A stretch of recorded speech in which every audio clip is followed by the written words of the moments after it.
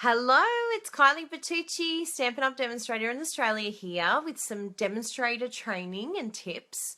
Today I thought I would just highlight something that you may not be aware of. So I run a program called Aim for Alaska. And it was one of those things that came about because I've had a lot of demonstrators asking me that are outside of my team for assistance.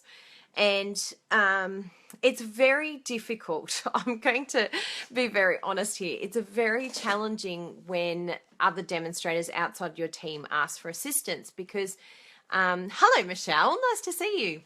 And that's what sort of ended up formulating this program because it's challenging because there's orphans around.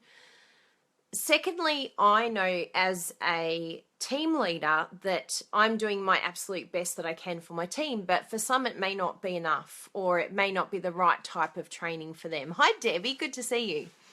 So I know that demonstrators that have teams work very hard, and sometimes we all have different skills in different areas.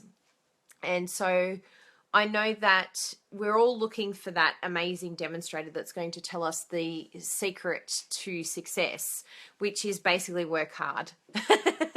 However, it is very nice to have a support system and to have people around you that are business builders, because there are demonstrators that are just in Stamping Up as a hobby.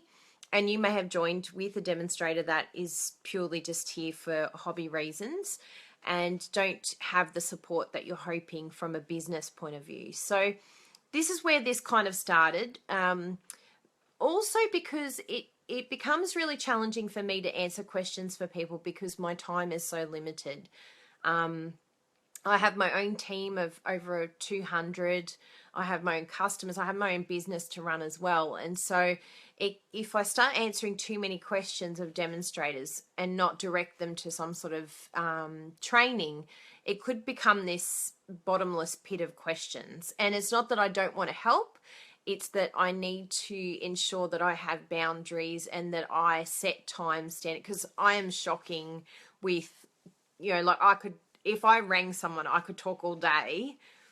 Bruno says I talk underwater, which is true. He's right in that sense. But I could waste a lot of time. And it's not that it's a waste, but it's just not productive for my business. It's great being able to help other people, but it could end up becoming detrimental if I do it too much or too often. So this is where Aim for Alaska grew from, to be able to direct demonstrators to a group that is going to give them the support that they need so that they can ask the questions that they want to ask, and that I'm also getting paid accordingly. And I can also ask other demonstrators to come and do live talks and either get paid or we do some sort of swap or something like that, so that we make sure that we all look after one another, because our time is so valuable and so precious that we want to be respectful of one another as well. So one thing that has come of Aim for Alaska is I've realized, and it probably will take on a new idea next year, is that it's not necessarily just aiming for the incentive trip, because there's so many layers before you want to start aiming for one of the trips. And so having the name Aim for Alaska, I think, has put a few people off because they're like, oh, I'm so not at that level. I won't aim, I'm not aiming for Alaska. It's not in my reach. I haven't even got recruits. So it's not for me. And that is so far from the case. Like, this group, honestly, is just so, it's so supportive and so helpful. And it gives you all the keys that you need. And basically hearing, because I've got ones in the group that quite a number of them are in the top 100. And to be able to tap into these demonstrators, and they've been so generous with their time as well on that group. Like, I owe them all big time. Because they jump on at times that I don't expect them to jump on and answer things. But being able to tap into ones like Robin Carden and Patty Bennett and Dawn and like all these amazing demonstrators that that are jumping in and giving their little tidbits, and it's not at all what I expected, but they're just such sweet people, like so kind, and they have been able to share their expertise as well with the group, and there's so much to learn from each other. So it's an amazing little program. Probably next year I'll call it something like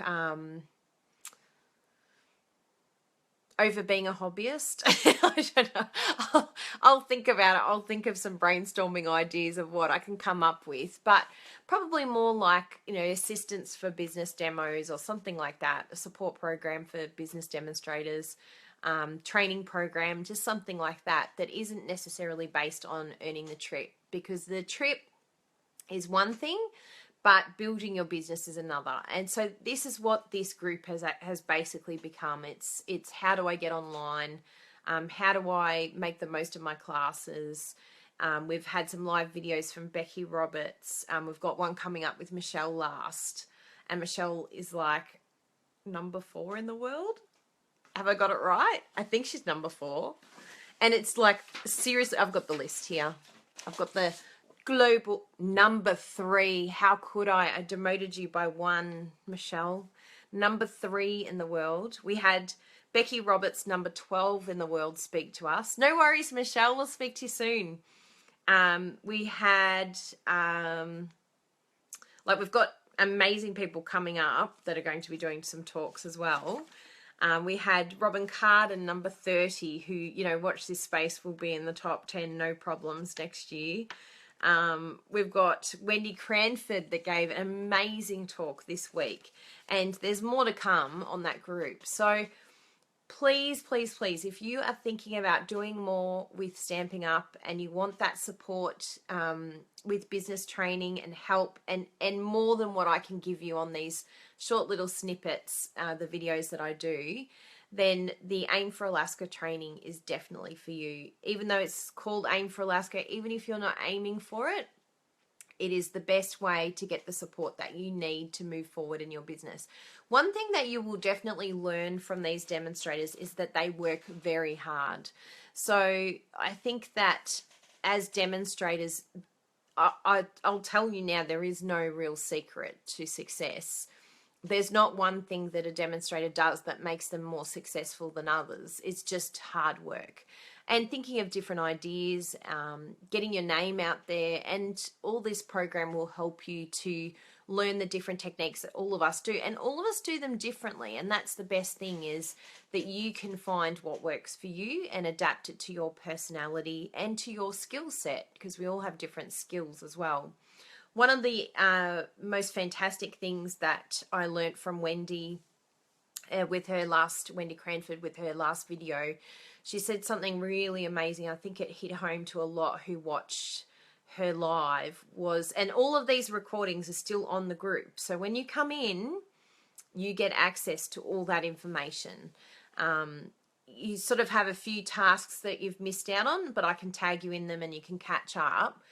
But she said something incredible, that there's something about women that we think we need to do everything ourselves, that we don't. We find it like a weakness or something to ask for help or admit that we need help. Like, we think that we need to be able to do everything, and it's so not the case. Like, we need help in certain areas. Like for me, and I've said it time and time again, I'm very honest about it, but for me it's like an organizational thing. Like, I can be very creative, I can think of ideas, I can think of implementing a new thing, but one, I don't give it enough time to sort of get it all tweaked properly, and two, the organization goes out the door. Like, yeah, I can miss the little things, and those little things are still very important. So the consistency and the regularity and that sort of thing are very important to do, and it's not my personality to do that.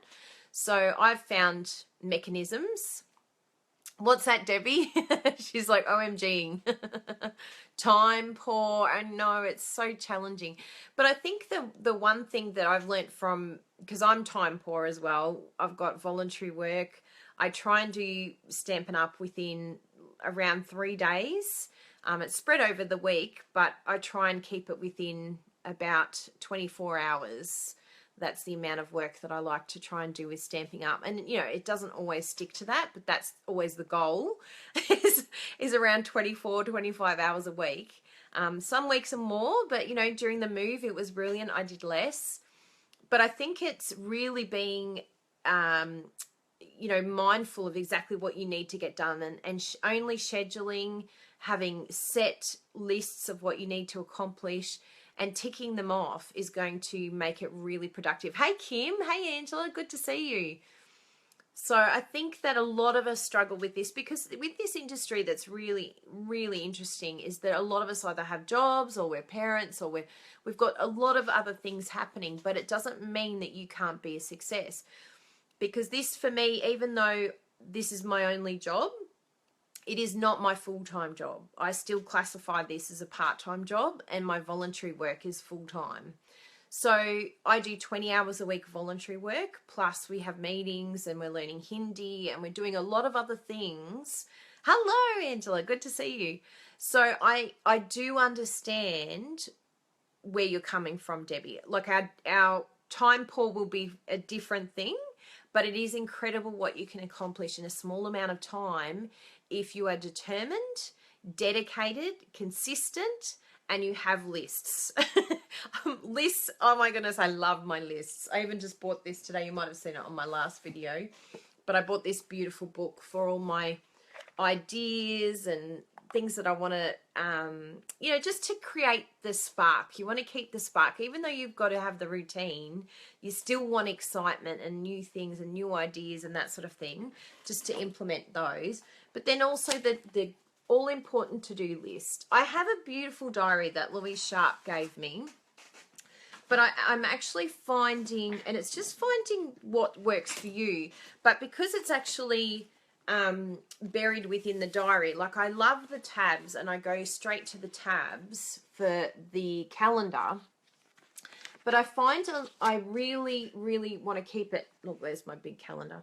So I find I really love the calendar section, but I don't necessarily utilize, look at this, Louise, I'm sorry. I don't utilize the days section, because I kind of work, because I have Monday, Tuesday, Wednesdays, my work days. Hi, mate, good to see you. Yeah, I love lists. They're the best.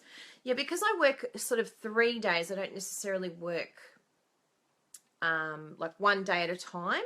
I know what I need to get done for that week. And so I find that something that I can really scribble on and mess it up and rip it up and it can go in the bin, I find I really love that type of thing. And I can insert it inside that diary if I want to with some washi tape, so that I can see what I've accomplished that week, so that I've still got a record of it and it's all still there. So, I mean, we all work different ways, but I think that you'll find from the Aim for Alaska that there's a general theme through the group, that we all basically just work really hard. We all have different ways of doing things, but the key things are the same. The consistency is the same. That real tenacious, that drive, that wanting to set goals and to achieve them. Like a lot of the ladies on the group that have done talks, you can hear that they've had specific goals that they wanted to meet, and they just did it. They made the sacrifices that they needed to make.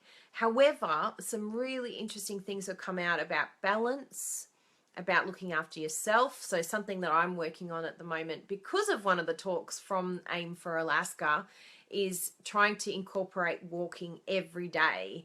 And even if I say to myself, even if it's just 10 minutes, 20 minutes, 30 minutes, my goal is an hour, but I'm just going to build up to it. And whatever I'm doing, I'm just going to try and finish off, you know, as much as I possibly can. And there's still going to be things left behind. There's still going to be things that need to be done. But unless it's absolute vital importance, I'm dropping it and I'm going for a walk. And I think that from a health point of view, I'll feel better. You know, I put on so much weight since the move, just eating pizza every week for 2 weeks. So, you know, just looking after myself mentally, physically, emotionally, all these things are really important, and making sure that you're grounded and balanced. And I think that's where a lot of us find it hard. We haven't really got things. And I loved what Wendy also brought out in one of her talks. And if you join Aim for Alaska, you'll get to tap into all these resources. You can see me quoting from them already. But we say we want balance. And we see balance as this. But this is not balance. This is balance. One day our family is first. Then our work is next. And I loved that. She said that Shelley actually brought that out one year, Shelley Gardner, and said that balance doesn't always look the same every day, every week, every year. We have different things happening. And depending on what's important at the time, that is our balance for that day. I thought that's such an amazing point, because I'm always trying to get to here and frustrated that I'm not balanced. And yet I'm like, oh, I am balanced. I'm just putting things where they need to be at the time, and taking priority where I need to take it. You totally blanked on today being Tuesday. Yes, it is Tuesday. I was a bit naughty and I didn't schedule an event today. Sorry, peeps. I'm going to make sure that as soon as it finishes that I book in next week's event so that it's all ready to go. Because, yeah, it's good. And I think that Aim for Alaska has been good in the sense that I've been asking a lot of questions, and there's going to be some more things go up on the Aim for Alaska this week. Just sort of really getting to the bottom of what you are doing in your business, because we tend to say, I don't understand why I don't have customers. And I will give an example of one of my team members this week. I'm sure she won't mind. I won't name her. But one of my team members said, you know, I'm feeling really despondent. I haven't been able to get any customers. I really want to recruit, and I don't know what's going on. And I can be, I call it tough love with my team members that want to do more. And I say, what have you done? Have you done what we've suggested? Have you been blogging? Have you done your newsletter? And she's like, oh, I haven't done a newsletter. Go do a newsletter. Get your newsletter done and then come and speak to me. Do not speak to me about not having a recruit or customer until you're doing something to get a recruit or customer. Have you done an event? Have you done a market? Have you done, what have you done? A recruit or a customer is not going to land on your lap without you actually doing something. And I think that from the outside looking in, it looks like these, customers and recruits come from nowhere. And that's not true. All of these customers and recruits have come because of hard work, because of marketing, because of phone calls, because of face-to-face contact, because of classes, because it's something that we've done.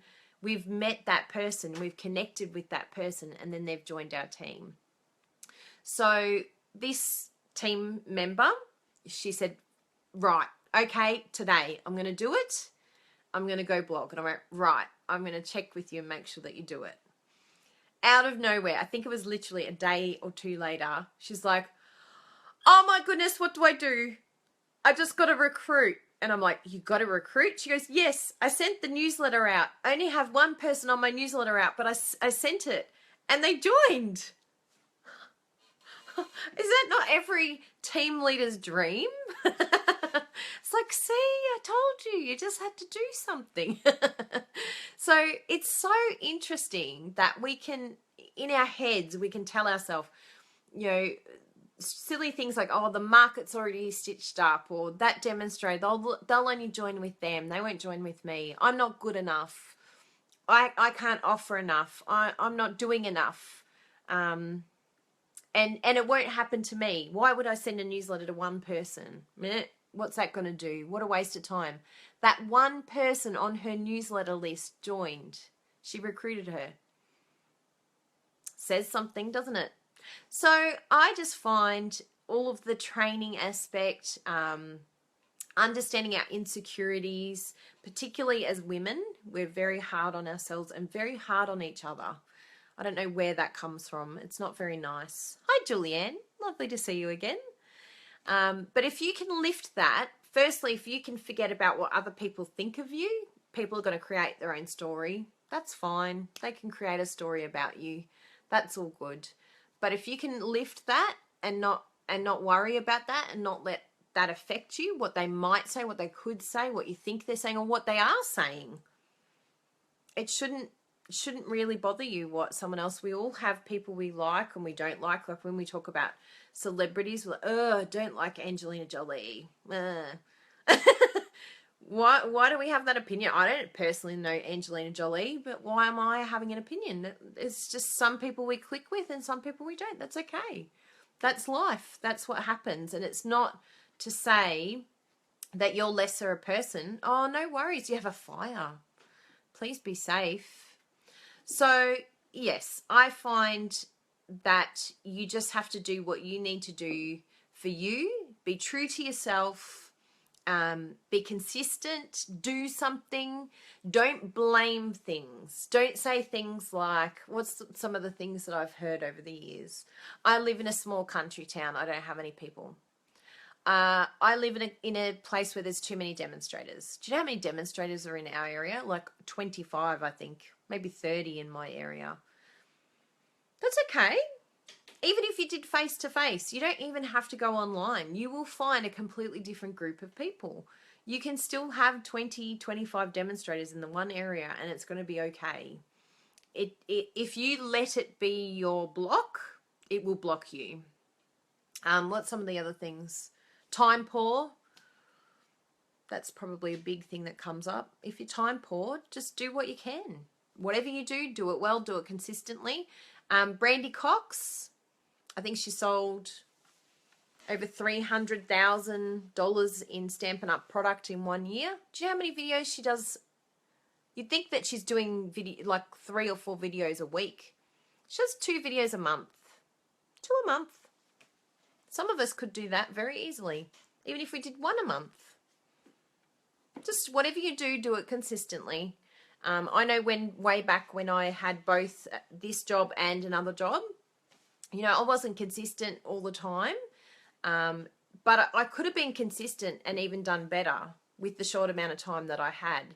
I just had to pick the tasks that were important and be very mindful of what I was doing. Is what I'm doing really benefiting my business, or am I playing right now? Am I a hobby demonstrator at the moment, or have I got my business demonstrator hat on? Don't blur the lines. Work out what you want, what the goal is, why you're doing it, and stick to it. And you might just do that for a small period of time, that intensity, but it will get a lot further later on, because then you're not faffing around doing things that don't actually get you anywhere, that don't do anything.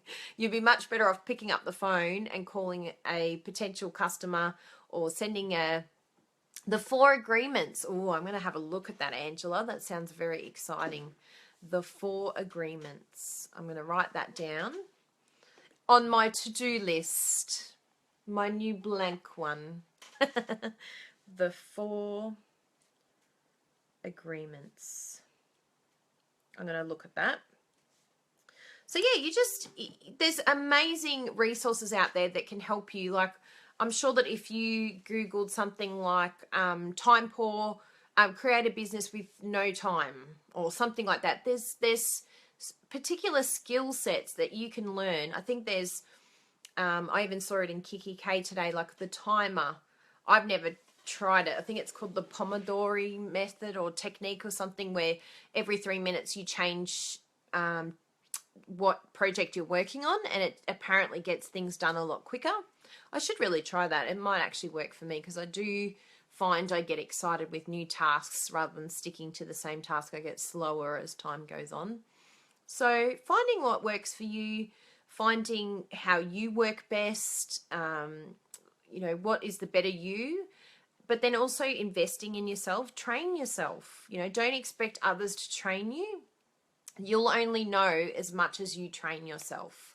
You can use the resources, and, you know, Angela can say to me, oh, there's a great book called 4 Agreements. But if I don't get the book and read the book and then apply the book and then put that book into my business, what Angela said is not going to be of any relevance to me, because I haven't actually done it. I haven't used her good advice.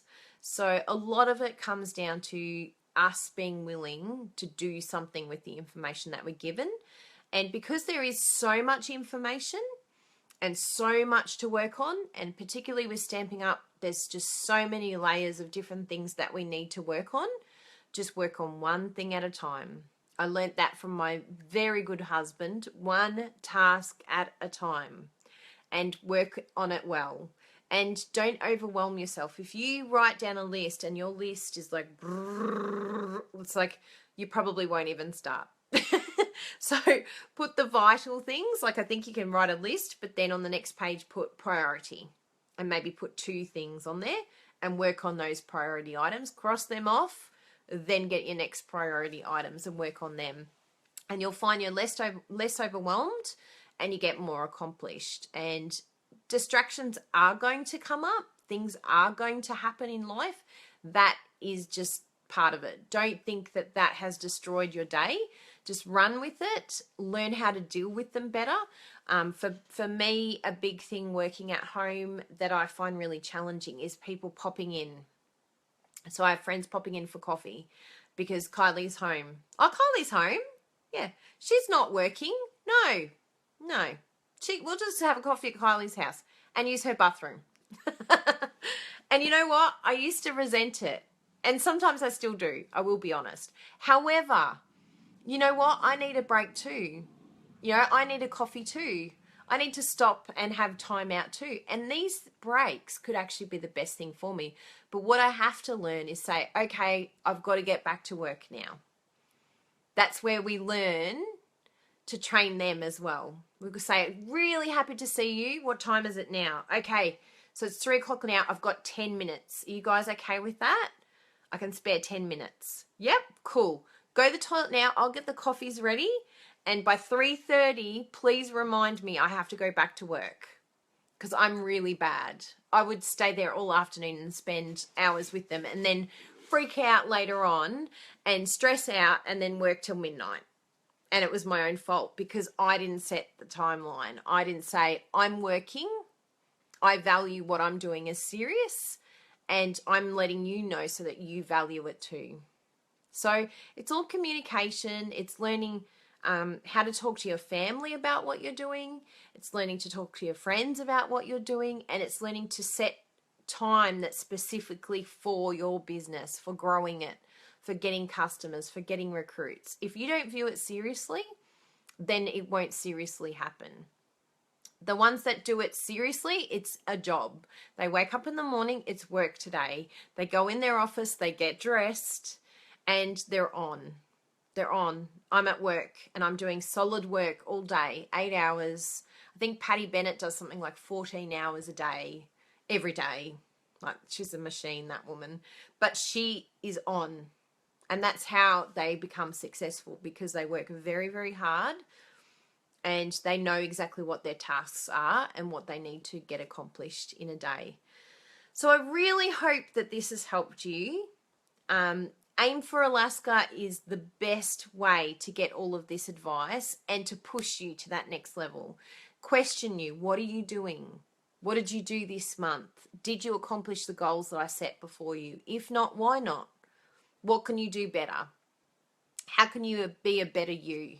What's your potential? Let's unlock it. Are you insecure? Are you feeling afraid? Okay, let's unlock that. Because all of us have those same tendencies and those same fears. You know, I'm exactly the same when it comes to losing weight. I start having anxiety and fear and I can't do it. And talk, you know, the talk in the head comes out. You're not worthy. You know, you're never going to get to the place of health that you want to be at. It's like, who is this voice? We have a friend and he's from Iraq and he's so cute. Anyway, he served in the army and he went through some really, really tragic things. And I loved his quote this week. I quote him often, but he's a very wise man. And he said to me this week, Kylie, when I have a problem, when a problem comes to my head, I give it 0. I give it 0. And it makes no sense in English. I give it 0. But you know what? I love it. When a negative thought comes in your head, give it 0. And he says, but make sure you give yourself 100. Don't give yourself 0. So in other words, don't be so mean to yourself that you give yourself nothing and you give your problems everything. Give them all the attention. I just love that quote. Give it 0. So that's my Johar.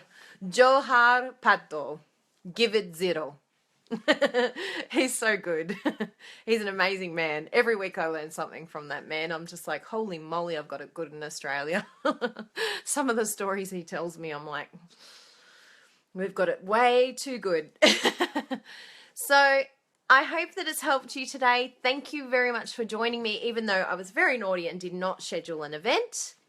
But I will pop this up on YouTube, and this video will be here for you to watch later on as well. And if you have any other questions, you can let me know. But please, please, please consider joining AIM for Alaska. It is a 9-month subscription now because we're in January.